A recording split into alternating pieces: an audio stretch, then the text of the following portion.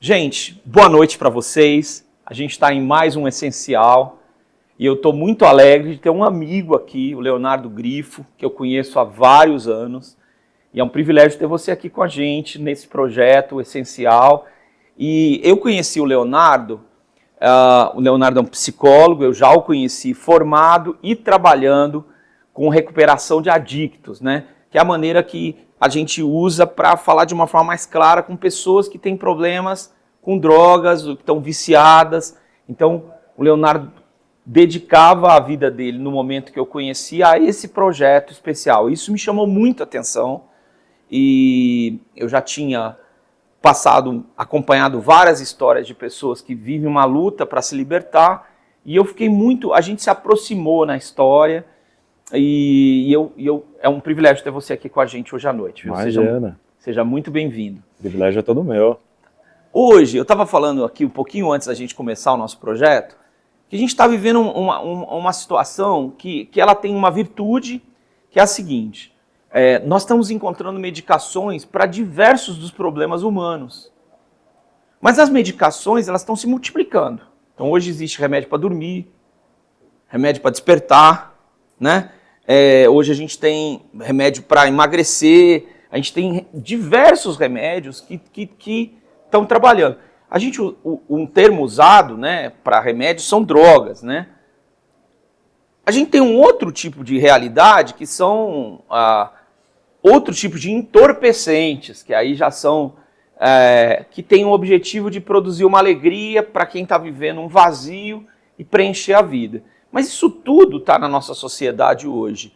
E agora, Leonardo, eu tenho visto isso como uma coisa muito mais cotidiana. Então, quando é que as coisas passam do limite? Quando é que o que era para ajudar prejudica?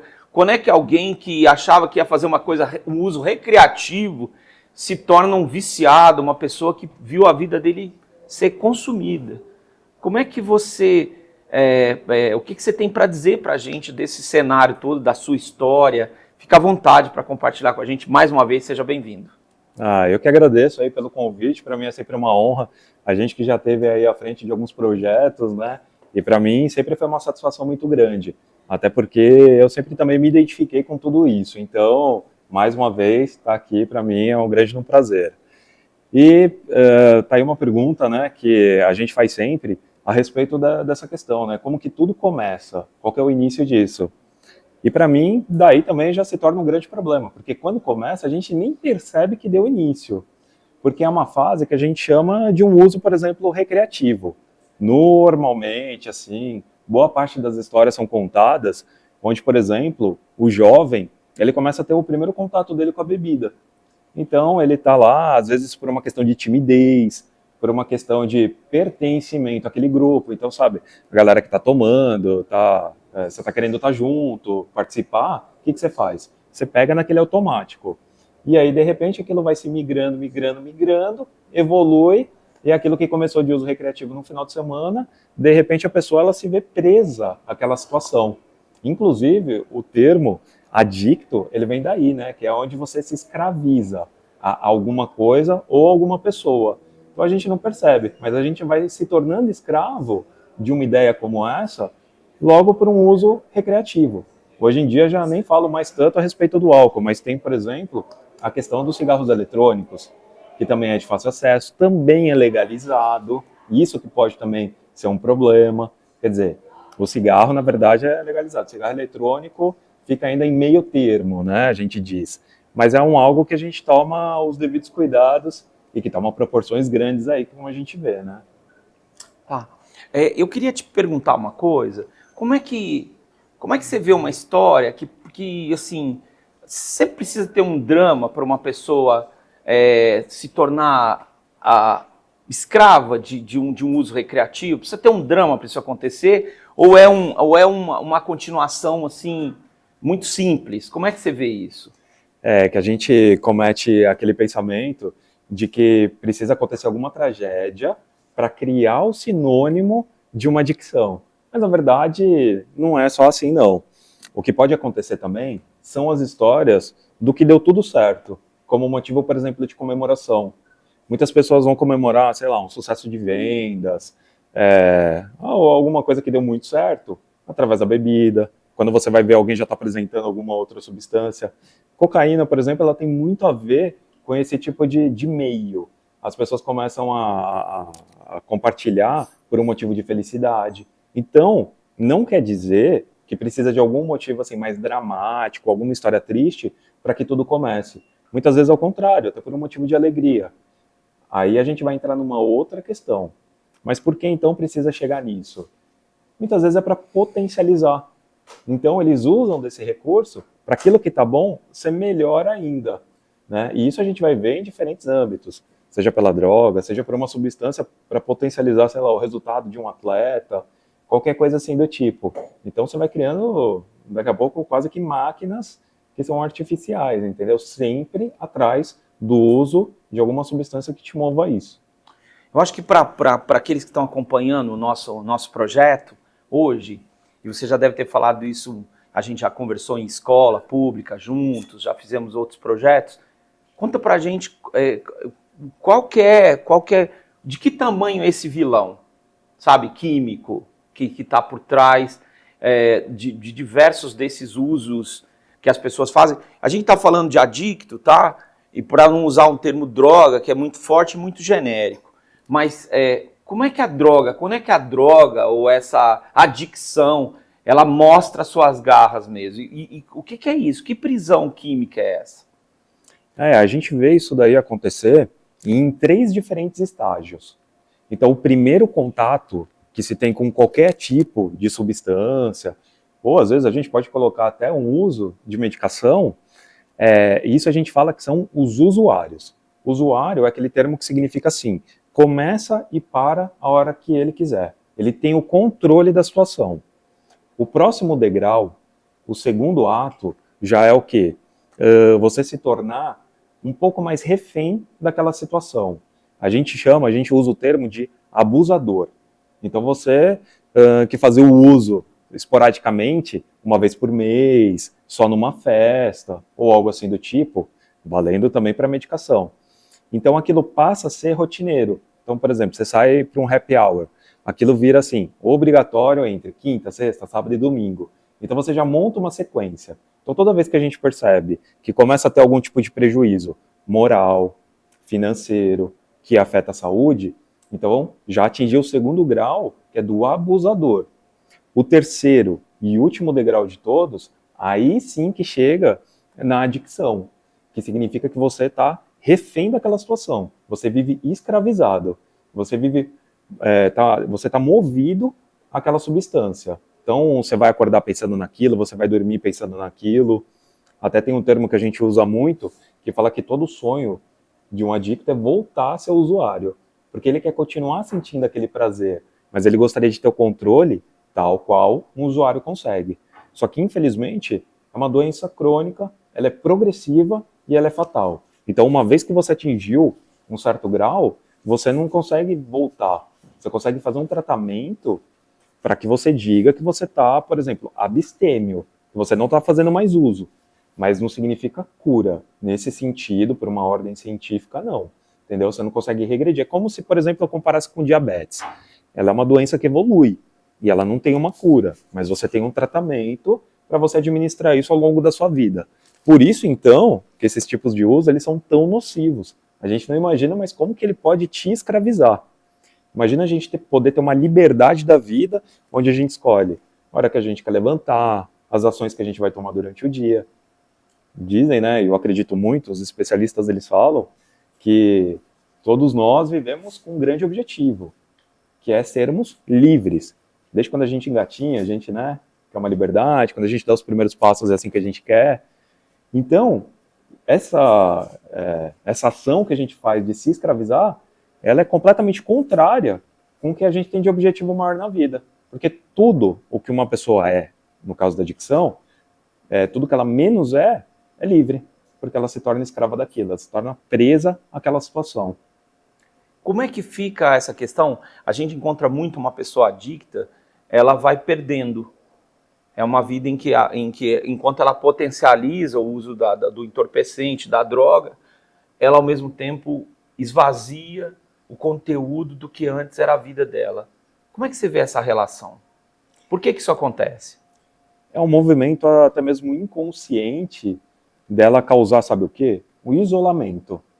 E a gente usa um termo que fala assim, que o isolamento é o núcleo propriamente dessa doença. Então, quanto mais aquele sujeito se isolar, mais ele acaba afastando qualquer tipo de ajuda. De um certo ponto, é também para não agredir a própria adicção dele, para que não tenham pessoas que ficam apontando, pedindo para parar, nem nada. Então, é uma forma de autodefesa. Então, não quer ajuda e, ao mesmo tempo, né, é até ambivalente essa forma de pensar, mas assim, não quer prejudicar os outros que estão próximos. Então, no final, eu posso pensar o quê? Que é um ato bastante egoísta. É uma pessoa que nesse estágio, ela está pensando completamente nas vontades dela. Então, ela se isola, ela se fecha e parece que vai, assim, dizimando, acabando com todo mundo à volta. Ela não enxerga mais esse mundo, as pessoas. Tem outro termo que também é utilizado que fala assim, que entra numa caverna. Então a pessoa está escondida, ela está vivendo em função daquele uso. Ela não vê mais sociedade, ela não consegue reconhecer trabalho, cronograma de algo, nada. Ela se fecha, ela vive em função daquilo. Eu queria te fazer uma pergunta e, veja bem, como você tem um trabalho terapêutico, hoje inclusive com atletas, eu queria fazer uma pergunta para você, que paralelo você faz, por exemplo, com uma pessoa que tem uma doença crônica e que ela começa a fazer um uso de um opioide, sabe? De um outro tipo de coisa. Que paralelo, não sei se você já teve experiência na clínica, então de atender uma pessoa que ela começou a tomar uma medicação porque ela recebeu uma indicação, né? Ó, isso aqui vai tirar a sua dor. Quando é que isso vira um outro mundo, né? Como é que você vê? Você vê um paralelo entre essa questão de um adicto e uma medicação que pode saiu do controle? Tem. Aquela determinada medicação, principalmente opioides, medicações para aliviar dores, por exemplo, elas foram desenvolvidas com esse grande objetivo.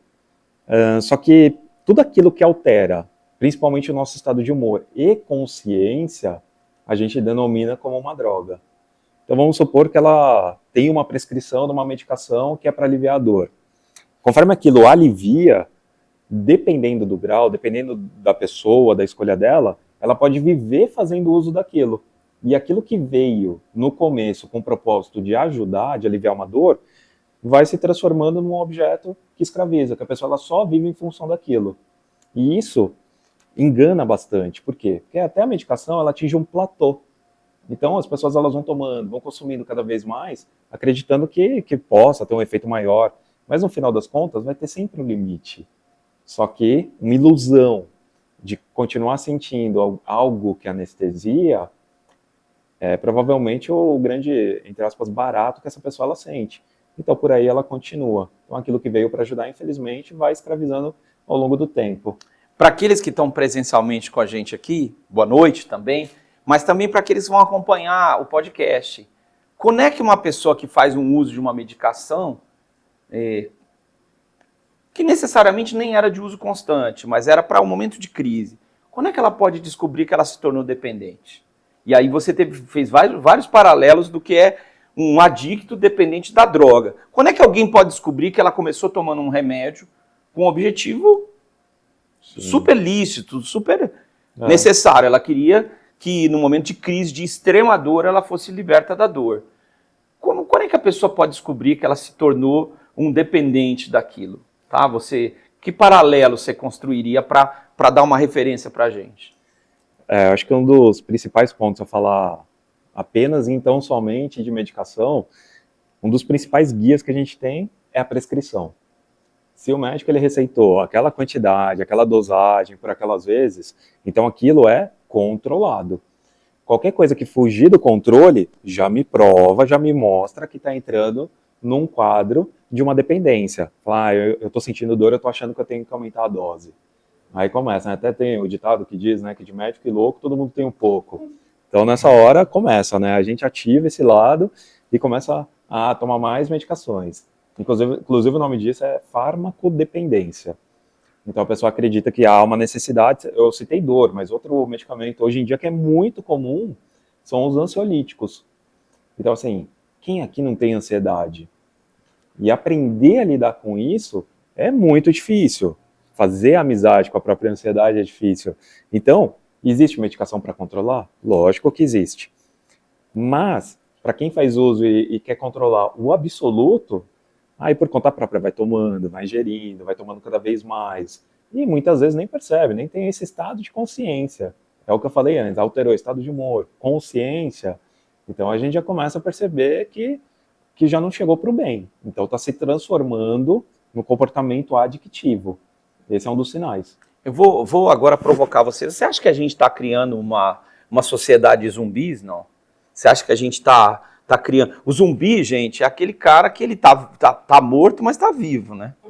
No filme a gente tem séries longevas aí que o cara tá morto, mas ele tá vivo, né? É, isso aí. Então, o camarada, ele entra numa rotina em que ele, diferente do entorpecente mais pesado que a gente está falando, ele é um dependente químico. Ele depende daquilo para ele dormir, para ele acordar no outro dia, para ele lidar com as crises, né?